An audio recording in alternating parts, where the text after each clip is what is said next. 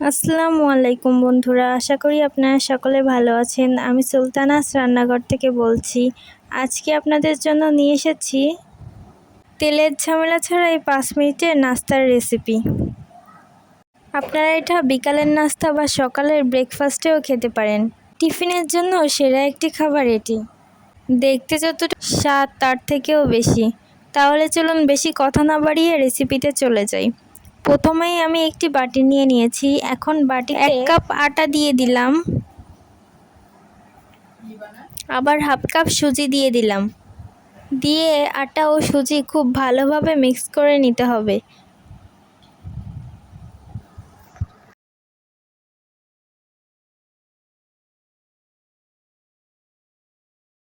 এখন একটু লবণ দিয়ে দিব।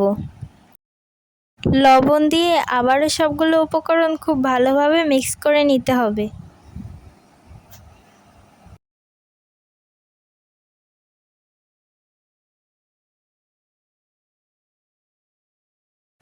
তারপর এর মধ্যে অল্প অল্প পানি দিয়ে একটি ব্যাটার তৈরি করে নিতে হবে। এখানে আমি অল্প অল্প করে পানি দিচ্ছি।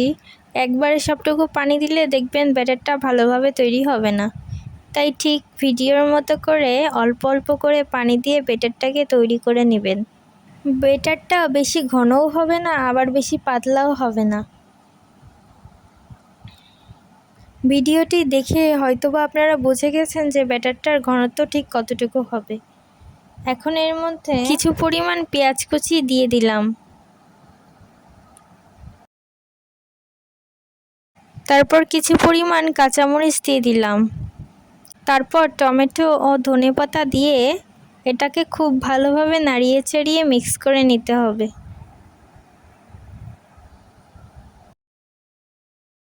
তারপর একটি প্যানে সামান্য একটি তেল দিয়ে দিলাম। তেল দেওয়ার পর একটু টিস্যু বা কাগজের সাহায্যে তেলটাকে মুছে নিতে হবে।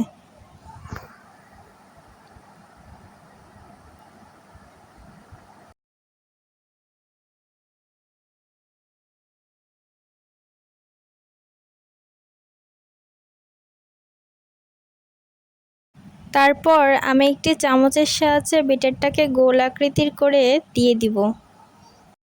এই নাস্তাটা বানানোর সময় চুলার আঁচটা মিডিয়াম হিটে রেখে দিবেন। তারপর এর মধ্যে কিছু টমেটো, ধনেপাতা এবং পেঁয়াজ দিয়ে দিব। এগুলো দিলে এটাকে দেখতে অনেক সুন্দর লাগে।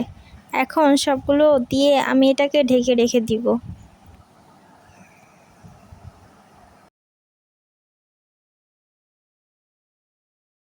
দেখুন আমি এটাকে একটু উল্টো করে ভেজে উঠিয়ে নিব।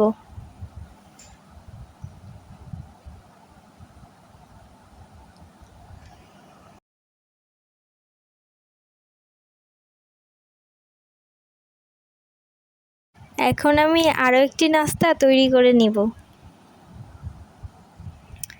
এটাও একই প্রসেসে করতে হবে। এর উপরেও আমি পেঁয়াজ, ধনেপাতা ও টমেটো কুচি দিয়ে দেব। দিয়ে এটাকে কিছুক্ষণ গরম করে নিতে হবে।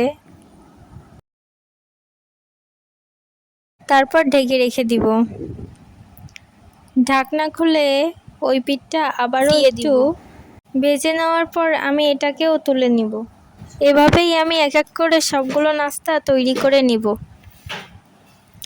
আপনারা হয়তোবা এতক্ষণে বুঝে গেছেন যে এগুলো তৈরি করাটা সহজ। হাতে খুব কম উপকরণ থাকলে এই নাস্তাটা তৈরি করে নেওয়া যায়।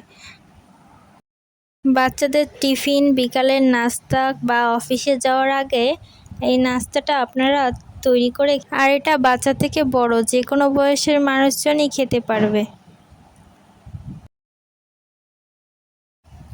নাস্তাটা ভালো লাগলে অবশ্যই একদিন ট্রাই করে দেখবেন। একে একে এভাবেই আমার সবগুলো নাস্তা প্রায় তৈরি হয়ে গেল।